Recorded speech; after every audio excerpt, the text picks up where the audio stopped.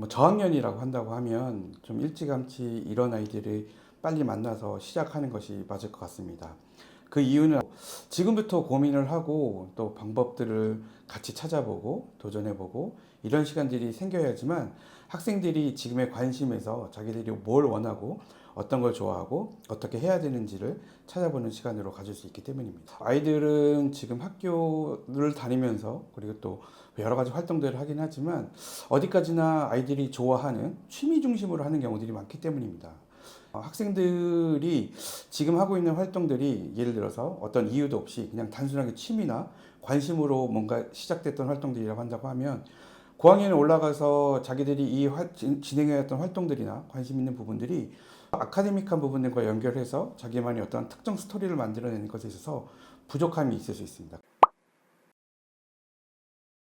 아이들이 학교 생활을 하고 또 공부를 하면서 이런 것들을 정말 즐기면서 좋아하면서 탐구하는 마음으로 하는 아이들은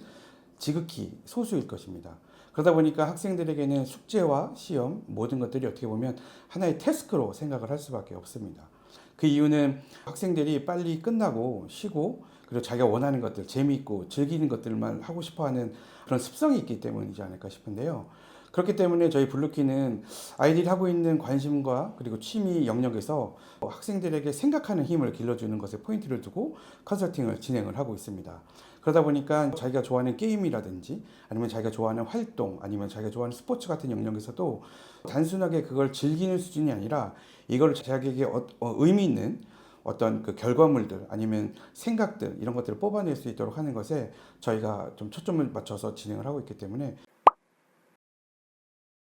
총 저희가 좀 4단계로 좀 저희가 진행을 하는데요. 첫 번째는 학생들의 그 관심사를 끌어내는 그 인터레스트 프로파일링이라고 하는 과정을 통해서 학생들이 주로 하고 있는 활동 아니면 자기가 관심 있어 하는 주제들에 대해서 같이 얘기를 나누면서 그것들이 왜 중요하고 그리고 이런 거에 필요한 기초 지식과 학습들 그리고 사회적 이슈들을 같이 배워나가면서 관심의 씨앗을 심는 것부터 첫 번째 시작을 합니다. 두 번째는 이를 체계화하는 프로젝트 프레이밍이라고 하는 단계를 시작하는데요. 여기서 좀 추출된 테마들을 바탕으로 아이들이 왜 어떤 주제로 이것들을 깊게 질문해보고 찾아가는 것들을 해볼까. 그러니까 주제 선정하는 그런 시간들을 통해서 학생들에게 이를 체계화하는 그런 단계로 두 번째 진행을 하고 있고요. 세 번째는 지적 심화 및 확장의 단계로 저희가 진행을 하는데요. 이제 호기심을 논리적으로 그래도 학술적인 그런 아카데믹한 부분하고 연결시켜서 독창적인 인사이트로 좀 주제를 확장해 나가는 그런 단계로 이제 같이 선생님과 주제에 대해서 같이 연구해보고 관련된 자료들을 찾아보면서 학생들의 생각과 그 주제에 대해서 깊이 있는 탐구를 해나가는 과정으로 진행이 됩니다.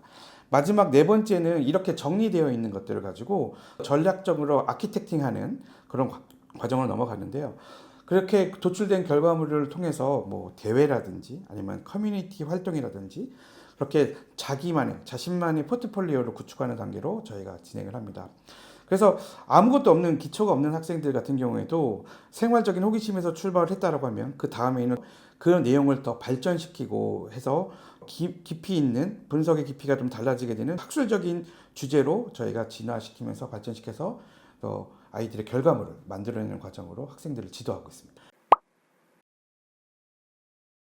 그래서 저학년 때부터 기초적인 질문부터 그리고 또 여기에 필요한 기초 지식과 여러 가지 것들을 데이터를 찾아보고 연구하는 활동들을 통해서 조금씩 그것들을 진화시켜 나가기 시작했습니다. 그래서 6학년, 7학년 때부터 되게 단순한 질문부터 시작을 해서 조금 이제 8학년, 9학년 올라가면서 처음에 준비했었던 그 질문들 그리고 연구했었던 그 내용들을 그 퀄리티를 계속 높여가면서 학생들이 도전해 볼 수 있는 대회 아니면 자신만의 어떤 출판물 이런 것들을 만드는 것들로 기획하면서 이렇게 하나의 단계를 계속 승화시켜 나가는 과정으로 저희가 진행을 해왔고요. 그래서 저학년 때부터 준비되어졌던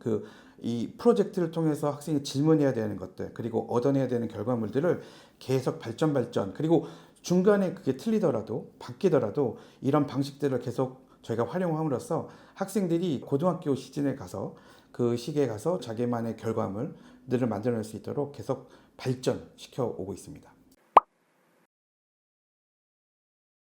저희는 이 과정을 통하여서 학생들이 지식을 알고 있다는 것에 대한 정의를 좀 바꿔놓으려고 하는 게 첫 번째 목표이고요. 두 번째는 이렇게 지식으로 여러 가지 지식들을 어떻게 자기의 것으로 만드는지, 그리고 이런 것들을 어떻게 확대해서 자기의 생활과 아니면 자기의 주변과 이런 것에 이렇게 배운 것들을 활용할 수 있는지까지를 가르치는 것이 주요 포커스이기 때문에 중간에 하다가 이것이 틀어지거나 다른 주제로 변경된다 하더라도 여기서 배웠던 방법론을 그대로 활용하게 되면 짧은 시간 안에 학생들에게 좋은 퀄리티의 결과물들을 만들어낼 수 있기 때문에 이 과정은 결과보다도 과정을 통해서 얻는 학생들에게 어떻게 보면 고기를 잡는 법을 알려준다는 그런 마음으로 저희가 진행하고 있기 때문에 중간에 바뀐다고 하더라도 큰 문제가 없다고 생각하시면 좋을 것 같습니다. 지금 제가 방금 전에도 말씀을 드렸지만 결국 이 과정은 향후의 아이들에게도 대학을 넘어서 삶을 살아감에 있어서도 결국 자신이 뭘 원하는지에 대한 근원적인 질문에 답을 찾는 그런 노력들을 이렇게 해봐야 되겠구나를 얻을 수 있는, 어떻게 보면 탐구하는 것에 대한 실제적인 그 경험을 아이들이 얻을 수 있다는 것이 아마 큰 자산이지 않을까라는 생각이 듭니다. 결국 저희가 원하는 것은 학생들만의 온 스토리를 만들어준, 자신만의 스토리를 만들어서 자신만의 경쟁력을 갖추도록 하는 것이 저희 컨설팅의 방향성인데, 이렇게 질문하고 찾아보고 도전해봤던 이 모든 경험들은 확실하게 다른 학생들이 만들어내는 그런 결과와는 다르게 자신만의 스토리로 자신만의 생각과 자신만의 어떤 관심이 농축되어 있는 그런 결과물들과 그런 스토리를 만들어낼 수 있을 것입니다. 학생들마다 이제 예를 들어서 또 환경, 집안 가정의 환경이나 여러 가지 것들을 놓고 봤을 때 7학년, 8학년 아니면 그 시기가 제일 크리티컬한 시기가 되지 않나 생각이 되어집니다. 왜냐하면 전반적으로 봤을 때 이제 미국 대학, 특히 명문 대학이나 이런 어떤 방향성이 좀 가정 내에서 정해졌다라고 하면은 그 길을 가는 데 있어서 예전에는 뭐 보딩스쿨 아니면 미국 현지 유학이라는 방법 중심으로 되었을 것이 요즘은 외국인 학교, 국제학교, 비인가 국제학교, 심지어는 뭐 자사고 아니면 외고 아니면 동남아시아에 있는 국제학교들까지도 그 선택지가 너무 다양해졌기 때문에 조금은 이제 학생들에게 맞는 상황을 또 환경을 저희가 저학년 때부터 미리 고민하고 결정할 수 있기 때문에 전략적 범퍼가 요즘 학교 선택 입시에 있어서 되게 중요한 포인트가 된 것 같습니다. 미국 대학 진학에 있어서 9학년부터 모든 결과물들이 대학으로 보내지기 때문이라고 생각이 되어집니다. 그러니까 9학년부터 특히나 명문대를 생각하시는 분들이라고 한다고 하면은 9학년 때부터 들어가는 성적이라든지 선생님들과의 관계를 통해서 레코멘데이션 레터를 받는 거라든지 아니면 학교 내에서의 어떤 활동이나 이런 것들을 장기간 연속해서 나갈 수 있는 어떤 로드맵과 스토리를 만들기 위해서는 9학년부터는 이렇게 말씀드려 죄송하지만 실수 없이 좋은 결과물들을 만들어서 좋은 어떤 그 스펙들을 그리고 그 어플리케이션을 만들어야 되는 상황이다 보니까 조금은 9학년 때부터 바로 어떤 방향성에 대해서 고민하기보다는 이전 단계는 7학년, 8학년 때 깊게 고민해 보신 것이 중요하다 이렇게 말씀을 드릴 수 있습니다. 첫 번째로는 이제 보딩스쿨, 특히나 미국이나 캐나다, 영국 같은 이제 보딩스쿨들이 있겠는데요. 보딩스쿨이라고 하면 제일 첫 번째로 떠오르는 것 중에 하나가 아이들의 독립심, 자립심을 갖춰서 학생 스스로가 뭔가를 만들어낼 수 있는 그러니까 독립적인 환경 속에서 아이들이 스스로 노력해서 뭔가 결과를 만들 수 있는 그런 환경이 주어진다는 게 가장 큰 매력일 것 같고요. 두 번째는 학교의 시설과 선생님들의 퀄리티가 제일 좋은 환경일 수밖에 없기 때문에 그런 환경 속에서 그런 도움을 받아서 학생들에게 그 시기에 경험할 수 있고 준비해 드릴 수 있는 실력적인 부분들을 잘 끌어올릴 수 있는 환경 때문에 보딩스쿨을 좀 그런 특징이 있는 학교라고 보여지고요. 두 번째는 국내에 있는 국제학교들과 외국인 학교들이 또 다른 선택지가 되어질 수 있을 것 같습니다. 외국인 학교의 특징은 3년 해외 거주 아니면 시민권자, 외국 시민권자들이 들어갈 수 있는 어떤 제한이 있기 때문에